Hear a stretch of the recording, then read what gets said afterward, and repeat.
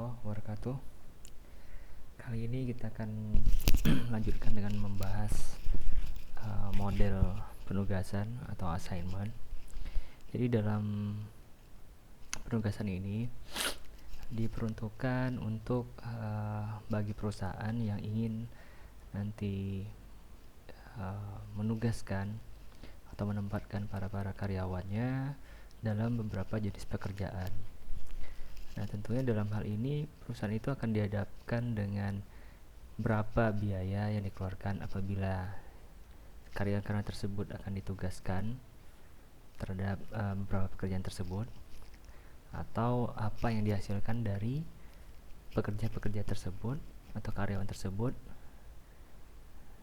dari menyelesaikan pekerjaan yang telah ditugaskan atau ingin diselesaikan. Nah, biasanya ini yang akan dijadikan pertimbangan bagi perusahaan untuk menugaskan seseorang. Nah, dengan model penugasan ini bisa menyelesaikan masalah-masalah tersebut. Pastinya setiap karyawan yang kita miliki itu biasanya punya kemampuan yang berbeda-beda terkait dengan kemampuan secara skill, fisik, dan yang lainnya. Nah, tentunya dalam mereka mengerjakan suatu pekerjaan, baik itu pekerjaan sama atau berbeda, pastinya nanti akan berbeda pula hasilnya terkait dengan biaya, terkait dengan profit yang dihasilkan. Atau memang ini terdiri dari beberapa pekerjaan yang berbeda-beda dan kita mempunyai para ahli-ahli yang spesifik untuk menyelesaikan pekerjaan-pekerjaan tersebut. Maka dengan model inilah dapat mempermudah permasalahan tersebut. Baik, yang kita bahas pada ini tentunya terkait dengan model penugasan dengan metode algoritma atau Hungarian model. Nah, sebelum kita masuk ke situ, kita lihat dulu definisi dari penugasan. Nah, yang dimaksud dengan masalah penugasan itu adalah masalah yang berhubungan dengan penugasan optimal dari bermacam-macam sumber yang produktif atau personalia yang mempunyai tingkat efisiensi yang berbeda-beda untuk tugas-tugas yang berbeda-beda pula. Nah, dari sini kita dapat lihat sesuai yang saya jelaskan di awal tadi, pastinya setiap perusahaan ingin menugaskan karyawannya tentu terkait dengan biaya atau hasil dari pekerjaan tersebut. Nah, ini biasanya yang akan diincar oleh si perusahaan atau manajer. Tentunya ada penugasan optimal. Siapa yang optimal? Baik optimal menurunkan biaya, atau yang biaya paling efisien, atau yang hasilnya paling efektif dalam menyelesaikan suatu pekerjaan. Baik, kita lanjutkan.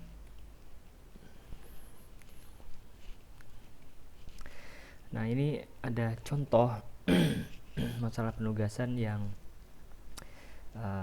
kategorinya di sini orientasinya adalah biaya, atau biasanya ini disebut dengan kasus minimal dan maksimal seperti yang di linear programming pada sebelumnya. Nah, ini kita contohkan, suatu perusahaan mempunyai 4 pekerjaan yang berbeda untuk diselesaikan oleh 4 karyawan. Nah, berikut adalah tabel metrik dari biaya yang dikeluarkan apabila si perusahaan akan menugaskan 4 orang pekerja tersebut di 4 pekerjaan yang berbeda. Kita lihat untuk karyawan A, apabila dia mengerjakan pekerjaan 1, dia mengeluarkan biaya sebanyak Rp15.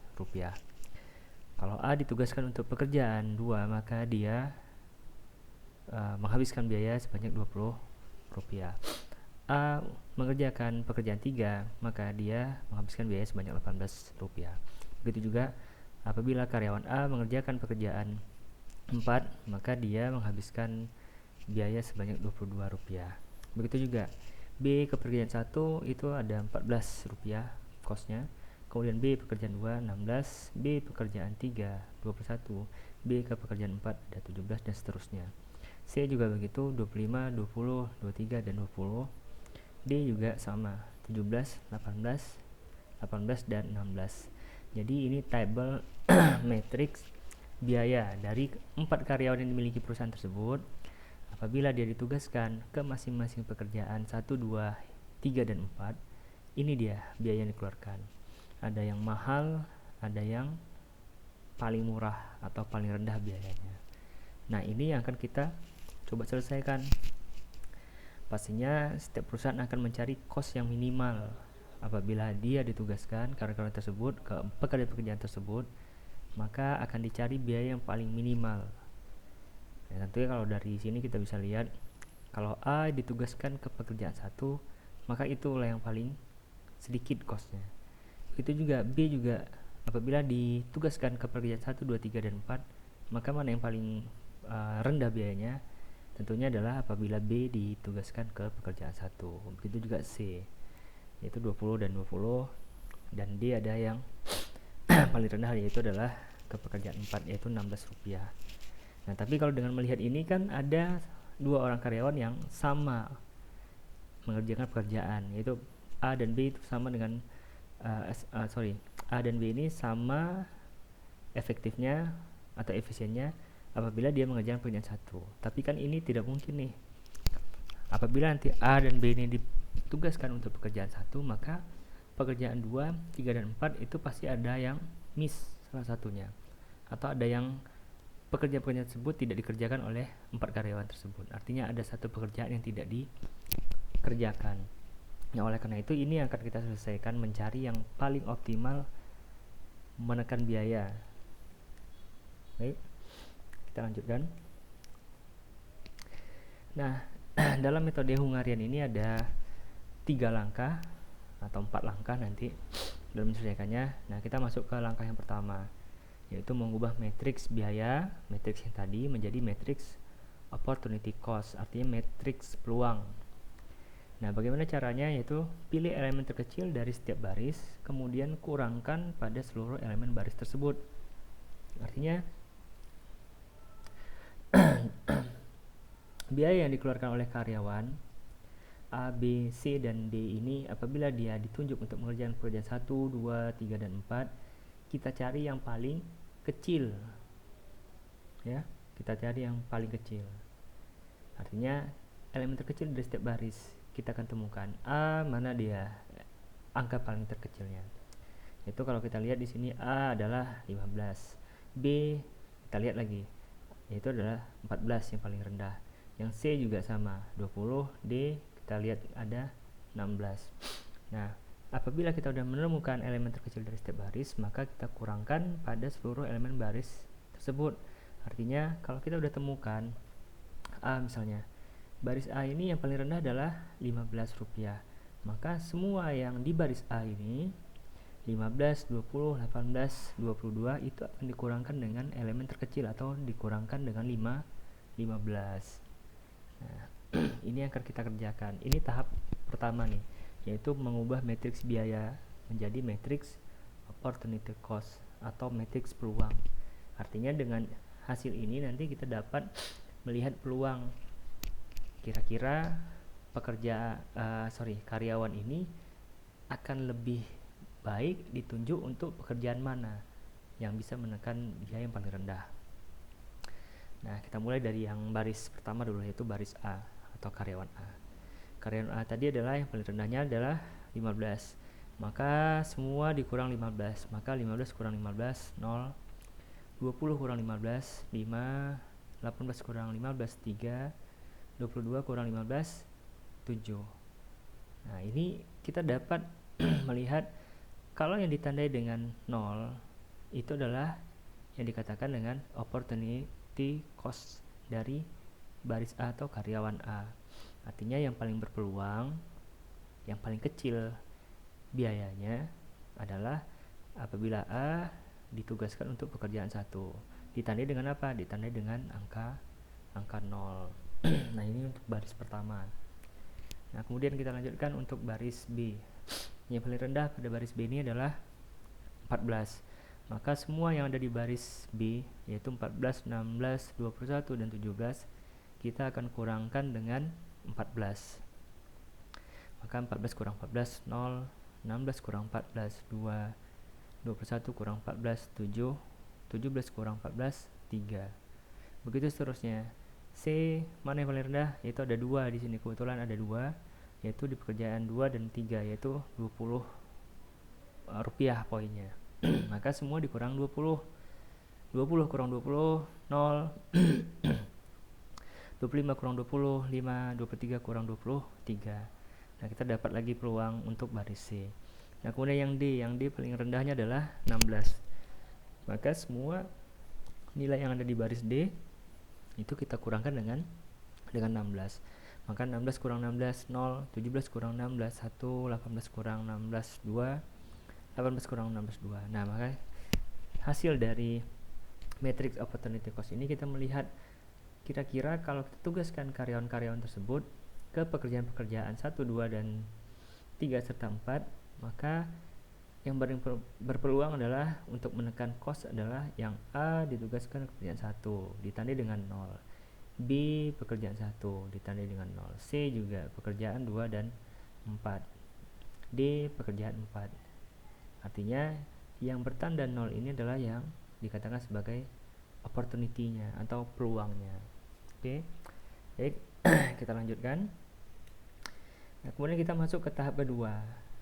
Tahap kedua ini adalah reduce cost matrix. Artinya kita harus terus mencari biaya yang paling rendah dari setiap karyawan-karyawan dan pekerjaan. Kalau tadi kita udah melihat peluang untuk karyawan, nah kita akan melihat peluang bagi pekerjaan. Artinya kita dari sudut pandang karyawan sudah, sudut pandang pekerjaan lagi yang belum. Nah, bagaimana cara untuk mencari reduce cost matrix yang saat ini, atau kita mendapatkan total opportunity cost matrix, yaitu dengan pilih elemen terkecil dari setiap kolom pada RCM atau reduce cost matrix yang tidak mempunyai nilai 0. Artinya kalau sebelumnya kita balik dulu, ini kita mencari baris A, B, C, dan D yang paling berpeluang ditandai dengan nilai paling rendah. Kita udah dapat yang A 1, B 1, C 2 dan 4, D 4. Nah sekarang kita mencari yang kolomnya lagi. Artinya untuk pekerjaan 1 mana yang paling berpeluang, untuk pekerjaan 2 mana yang berpeluang, 3 mana yang berpeluang, 4 mana yang berpeluang. Artinya dengan cara ini kita dapat nanti apa? Melihat total opportunity cost matrix. Artinya dari sisi karyawan juga dapat, dari pekerjaan juga dapat. Nah caranya bagaimana? Yaitu pilih elemen terkecil dari setiap kolom pada reduce cost matrix yang tidak mempunyai nilai 0. Artinya kita melihat kolom-kolom yaitu pekerjaan 1, 2, 3, dan 4 ini yang tidak mempunyai nilai 0 atau peluang. Nah kita lihat untuk kolom 1 kita punya A dan B. Untuk kolom 2 kita punya C. Untuk kolom 3 belum ada ya. Untuk kolom 4 kita punya C dan D. Nah ini yang akan kita cari. Artinya 3 atau kolom 3 kita akan temukan yang disebut dengan opportunity cost-nya. Artinya pekerjaan 3 ini belum ada yang paling minim biayanya apabila dikerjakan oleh karyawan tersebut. Nah bagaimana caranya? Yaitu dengan melihat nilai terkecil dari kolom 3 ini, kemudian kita jadikan nilai terkecil tersebut sebagai angka pengurang. Atau kita melihat elemen terkecil setiap kolom pada RCM yang tidak mempunyai nilai 0, kemudian kurangkan pada seluruh elemen dalam kolom tersebut. Nah kalau untuk kolom 3 ini yang paling kecilnya adalah berapa? Ini ada 3, 7, 2, 3 dan 2. Maka nilai paling terkecilnya adalah 2. Maka semua nilai yang ada di kolom 3 ini kita kurangkan dengan 2. Maka 2 kurang 2 0, 3 kurang 2 1, 7 kurang 2 5, 3 kurang 2 1. Maka selesai kita untuk mendapatkan total opportunity cost matrix. Artinya semua sudah punya peluang masing-masing. Artinya A ditugaskan ke pekerjaan 1, 2, 3, dan 4 itu sudah punya opportunity cost-nya. Artinya punya penugasan terbaik. Begitu juga pekerjaan 1, 2, dan 3 itu punya karyawan terbaik yang akan menyelesaikan pekerjaan-pekerjaan tersebut. Artinya karyawan terbaik atau pekerjaan terbaik itu adalah maksudnya yang bisa cost-nya paling rendah. Oke, ini tahap yang kedua. Maka kita lanjut ke tahap yang ketiga. Nah di tahap ketiga ini adalah kita melakukan tes optimalisasi. atau biasanya disebut dengan tes optimalisasi table atau matrix, yaitu dengan cara menarik sejumlah minimum garis horizontal dan vertikal untuk meliputi seluruh elemen bernilai 0.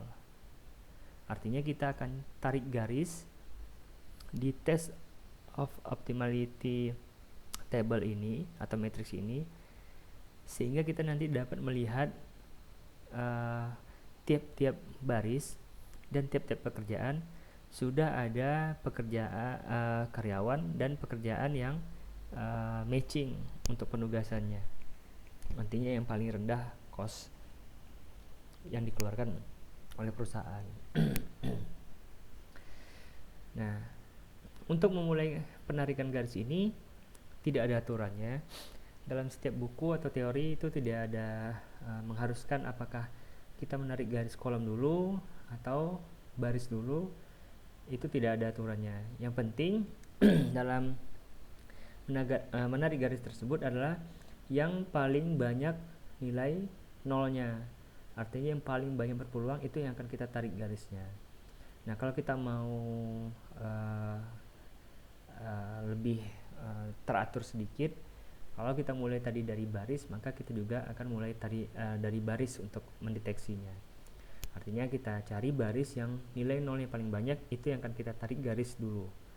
Nah, kita lihat dulu untuk baris A. Baris A itu nolnya ada 1. Baris B ada 1. Baris C itu ada 2 dan 4, artinya ada 2. Untuk baris D ada 2. Maka kita bisa tarik garis yang pertama itu adalah garis C. Nah, kita udah dapat satu garis optimal. Oke. Nah, kemudian mana lagi yang kategorinya 0 yang paling banyak untuk kategori baris, yaitu adalah yang D, nolnya juga 2 sama dengan C. Maka kita tarik garis untuk yang D. Nah, apabila baris atau kolom sudah kita kenai garis untuk nilai nolnya, maka tidak perlu kita tarik garis ulang. Artinya tinggal kita fokus ke untuk yang belum dilewati oleh garis optimal. Artinya 0 yang di baris C dan D ini itu tidak perlu kita garis untuk yang berikutnya. Artinya begitu dia sudah terkena garis, maka sudah masuk kategori dia terdeteksi atau terhitung. Oke. Nah, kalau untuk baris sudah, maka kita lihat kolom. Untuk kolom 1 ada 2 nolnya. Untuk kolom 2 ada 1. Ini tapi sudah bagian dari garis C. Untuk kolom 3 juga ada 1, tapi sudah bagian dari garis D. Nah, kolom 4 juga 2, tapi sudah bagian dari garis C dan D. Maka yang perlu kita lanjutkan adalah garisnya adalah untuk garis di kolom 1 yang belum dilewati oleh garis nilai nolnya atau opportunity-nya. Maka kita tarik garis di kolom 1. Maka kita udah pastikan tidak ada 0 yang belum terkena garis. Artinya inilah garis optimal yang paling maksimal kita temukan. Oke. Nah, penugasan optimal itu dikatakan layak apabila jumlah garis sama dengan jumlah baris dan kolom. Artinya kita akan hitung berapa garis yang kita temukan di sini. Untuk garis kita hanya dapat 3 garis, sementara kolom dan barisnya adalah 4. Maka belum sama jumlahnya, jumlah garis dan jumlah kolom serta barisnya. Maka ini dikatakan belum optimal. Maka kita ulangi tahap yang awal. Yaitu kita masuk ke tahap 4. Nah, tahap 4 ini adalah untuk merevisi total opportunity cost matrix-nya. Artinya sebelumnya kita udah mendapatkan total opportunity cost matrix, kita lakukan tes optimalisasi nih yang sebelumnya. Karena kita belum menemukan jumlah yang sama untuk garis dan jumlah baris serta kolomnya, maka kita ulang tahapan tersebut, yaitu pada tahap keempat, yaitu tahap revisi total opportunity cost matrix.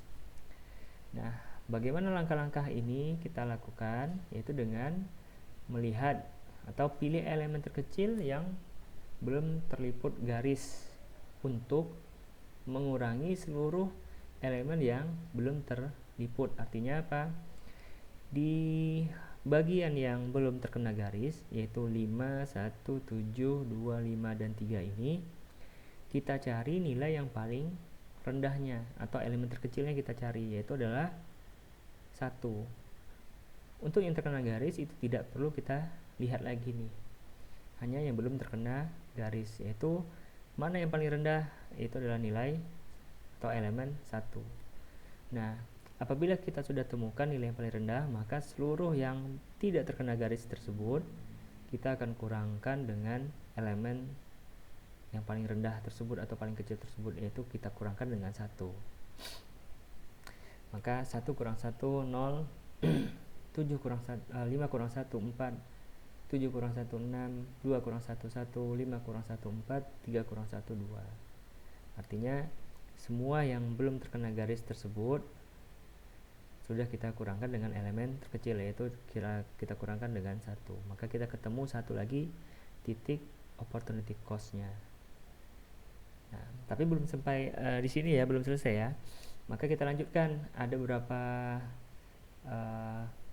trik lagi atau langkah lagi, yaitu yang berada di perpotongan garis, yaitu 5 dan 1 ini kita tambahkan dengan elemen terkecil di kolom yang belum, atau di titik-titik yang belum terkena garis tadi, yaitu kita tambahkan dengan 1 elemen terkecilnya. Maka di perpotongan garis tersebut, yaitu 5 dan 1 ini, kita tambahkan dengan 1. Maka 5 menjadi 6, 1 menjadi 2. Nah, baru selesai dia tahapan ini. Artinya tahapan revisi total opportunity cost matrix ini selesai sampai di sini. Nah, bagaimana kalau tidak ada perpotongan, Pak? Maka tidak akan ada penambahan. Artinya di yang titik-titik tidak terkena garis, kita akan cari elemen terkecil atau nilai terkecil, kemudian kita kurangkan. Nah, di perpotongan akan kita tambahkan. Nah, seperti itu kira-kira. Nah, kalau sudah selesai ini, maka kita ulangi tahapan ketiga tadi, yaitu melakukan tes optimalisasi. Nah, bagaimana caranya? Yaitu tinggal kita menarik garis. Nah, kalau sebelumnya kita sudah dapatkan garis, yaitu C, D, dan 1. Nah, kalau udah seperti ini sebenarnya tidak perlu kita ulangi dari awal. Cukup dengan apa? Ya udah, kita tambah garis untuk melewati titik 0 yang ada di kolom 3 ini. Nah, cara menarik garisnya boleh vertikal, boleh horizontal. Nah, kalau kita mau urutkan di tahapan yang dia dari awal tadi, yaitu kita utamakan dari baris terlebih dahulu. Maka kita mulai garisnya itu dari baris A, maka kita tarik garis yang terakhir, yaitu keempat. Maka kita sudah punya garis sebanyak 4, artinya sudah sama jumlah garis dan jumlah baris serta kolom. Artinya maka matriks penugasan optimal telah tercapai. Artinya ini sudah optimal penugasannya, tidak ada yang tidak optimal lagi. Kalau sudah kita punya tes optimalisasi, kita menemukan garis yang jumlahnya sama dengan jumlah baris dan kolom. Nah, kalau seperti ini selesai dia, tinggal kita lakukan penugasan. Nah, untuk penugasan kita perlu melihat tabel matriks biaya di awal. Dengan begitu kita bisa melihat berapa jumlah cost yang akan bisa kita keluarkan dari penugasan karyawan-karyawan tersebut ke pekerjaan-pekerjaan yang ingin diselesaikan. Nah, langkah awal dalam menyelesaikan penugasan tersebut yaitu dengan melihat baris atau karyawan yang akan ditugaskan, yang merupakan karyawan tersebut tidak punya opsi untuk ditugaskan di tempat lain. Artinya karyawan-karyawan tersebut punya peluang-peluang masing-masing, ditandai dengan 0 tentunya. Nah, yang kita dahulukan untuk ditugaskan adalah yang kategori tidak punya opsi pilihan. Artinya pekerjaan karyawan A, B, C, dan D ini paling optimal dia ditugaskan di pekerjaan 1, 2, dan 3, 4. Itu hanya 1 peluangnya. Nah, kita lihat kalau untuk A itu ada 2, ditandai dengan 0. B hanya 1. C ada 2. D ada 2. Ya. Maka kita tugaskan yang pertama kali adalah yang tidak punya opsi pilihan, artinya yang hanya layaknya itu ke satu pekerjaan. Nah, kita lihat di sini adalah B itu hanya layak apabila dia ditugaskan ke pekerjaan 1. Baru dia optimal, dapat mengurangi biaya. Maka B yang akan kita tugaskan terlebih dahulu. Maka penugasan pertama B ke pekerjaan 1. Oke. Maka secara otomatis A tidak layak lagi dia. Begitu juga C, apalagi C dan D tentunya lebih mahal ya. Artinya ini biaya paling rendah nih. Yang layaknya sebelumnya adalah A dan B ini layak untuk ditugaskan untuk pekerjaan 1. Tapi karena B tidak ada opsi lain, apabila B ditugaskan ke pekerjaan 2, maka dia akan lebih mahal Rp1. Maka mau tidak mau B kita tugaskan untuk pekerjaan 1. Otomatis A walaupun sama berpeluangnya tadi, itu tidak bisa untuk mengerjakan pekerjaan 1. Artinya untuk kolom 1 ini udah selesai nih, yaitu udah ditugaskan B. Nah, kita perhatikan kolom-kolom berikutnya, yaitu kolom 2 dan 3 serta 4. Tentunya yang bisa ditugaskan adalah A, C, dan D. B tidak perlu kita perhatikan lagi karena sudah kita tugaskan di pekerjaan 1. Nah, metode berikutnya dalam penugasan tetap sama. Kita lihat yang tidak punya opsi pilihan untuk ditugaskan kemana dia. Itu ditandai dengan nilai 0. Yang A yang awalnya 2 menjadi 1 ya. Yang C ada dia di pekerjaan 2 dan 4. Yang D juga pekerjaan 3 dan 4. Maka otomatis penugasan berikutnya adalah A kita tugaskan untuk pekerjaan 3. Maka A kita tugaskan untuk pekerjaan 3. Otomatis seperti yang di awal. Yang berpeluang lainnya yaitu adalah yang D, itu otomatis tidak bisa. Oke. Apalagi yang C tentunya akan lebih mahal Rp1. Nah, ini kita udah dapat penugasan 2. B tadi ke pekerjaan 1, A ke pekerjaan 3. Sama nih, kita lihat lagi. Untuk yang C tetap masih ada 2 peluang, yang D hanya 1 peluang karena dia sudah diambil tadi pekerjaan 3 sama-sama berpeluangnya oleh karyawan A, maka dia tinggal hanya 1 peluang, yaitu D ini akan lebih optimal mengurangi biaya kalau dia ditugaskan di pekerjaan 4. Maka penugasan ketiga adalah D. Kita tunjuk untuk mengerjakan pekerjaan 4. Otomatis begitu juga C tidak akan berpeluang lagi dia. Maka otomatis yang terakhir C mau tidak mau harus kita tugaskan di pekerjaan 2. Maka selesailah penugasan kita. Nah, tinggal kita melihat matriks. Artinya B ke pekerjaan 1 kita lihat matriksnya berapa jumlah biaya yang akan dikeluarkan, yaitu 14. Yang A tadi ke pekerjaan 3, maka kita lihat ada 18. Yang D di pekerjaan 4 kita lihat ada 16. Kemudian yang C di pekerjaan 2 itu adalah Rp20 penugasannya. Nah, ini akan kita rekap hasilnya nih. Maka kita buat schedule penugasan yang optimal apabila kita menugaskan karyawan ke 4 pekerjaan yang akan kita selesaikan. Nah, untuk karyawan A ditugaskan ke pekerjaan 3, berapa biayanya? Ada 18 seperti yang kita lihat sebelumnya. B ke pekerjaan 1 14, C ke pekerjaan 2 20, D ke pekerjaan 4 ada 14. Berapa total cost yang akan kita keluarkan untuk menugaskan karyawan A, B, C, dan D ke pekerjaan 1, 2, 3, dan 4, yaitu adalah sebanyak Rp68. Maka karyawan B ditugaskan untuk pekerjaan 1 karena baris B hanya mempunyai 1 nilai 0. Artinya inilah jumlah cost yang minimal yang akan dikeluarkan perusahaan dalam menugaskan karyawan tersebut. Oke, nah sampai sini ada pertanyaan, nanti kita diskusikan di grup atau di classroom. Oke, wassalamualaikum warahmatullahi wabarakatuh.